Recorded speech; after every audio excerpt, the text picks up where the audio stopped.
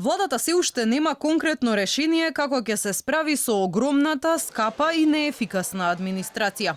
И покрај критиките од Европската комисија дека земјава има еден од најнатрупаните јавни сектори во Европа, власта допрва во последната година од мандатот ги креира новите законски измени за државни службеници.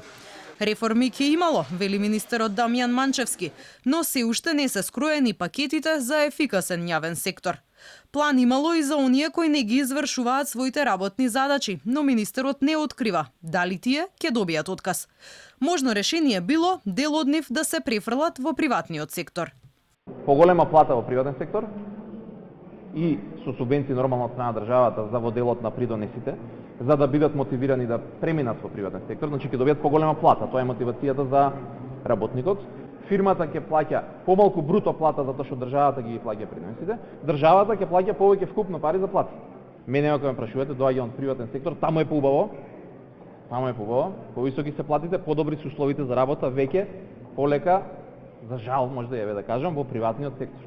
Од синдикатот незадоволни, велат голем дел од предлог измените не ги задоволуваат потребите на работниците, бараат ефикасни колективни договори и повисоки плати.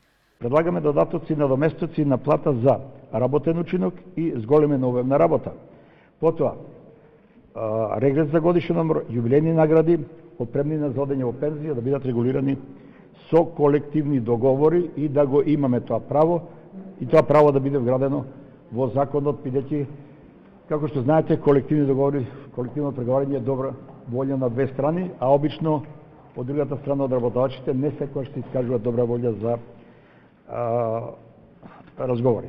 Во земјава има околу 140.000 државни службеници, а на сајтот на Агенцијата за администрација постојано се објавуваат нови огласи за вработување во јавниот сектор. Па така, во моментов собранието бара 16 службеници, 8 бара Министерството за образование и наука, а 10 инспектори за труд и социјала. Државниот пазарен инспекторат има потреба од 2 нови административци, а 3 службеници се бараат и за во канцеларијата на претседателот на владата.